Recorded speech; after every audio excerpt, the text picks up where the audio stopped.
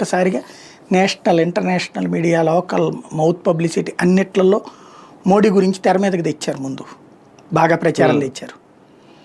ఆ తర్వాతను మోడీని ప్రధాన అభ్యర్థిగా ప్రకటించారు. అద్వానీని పక్కన పెట్టారు. అద్వానీని పక్కన పెట్టడం అంటే ఆయనే ఇంకేం మాట్లాడలేదు బేసిక్గా. అప్పటికి అయిపోయింది అంటే అక్కడ డిసైడ్ అయిపోయింది. అది సైకలాజికల్గా ప్రిపేర్ చేస్తారు వాళ్ళు. గబక్కన ఒకళ్ళని బీకేసి ఒకళ్ళని బెటర్ అట్లాగా సైకలాజికల్ ప్రిపరేషన్ ఇప్పుడేమీ మోడీకి ఆల్టర్నేటివ్గా ఎవరిని పెట్టట్లేదు వాళ్ళు. కాబట్టి అసలు ఆలోచనే ఏమీ లేదు. మోడీ తను లెక్కేసుకోవాలంతే.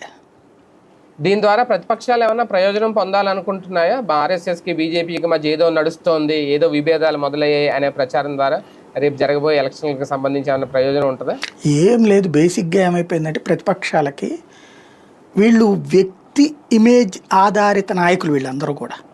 లైక్ గాంధీల కుటుంబం, రాహుల్ గాంధీ అది కాకుండా ఇంకే ఉంది ఆయన క్వాలిటీ, ప్రియాంకకే ఉంది అది కాకుండా క్వాలిటీ.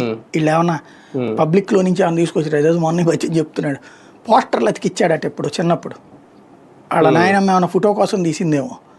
వీళ్ళు ఏమైనా మైదా కొనుక్కొచ్చుకుని ఏదో 4 షాపుల్లో పనిచేసి తెచ్చినట్టు సినిమాలు చెప్తున్నాడు ఆయన.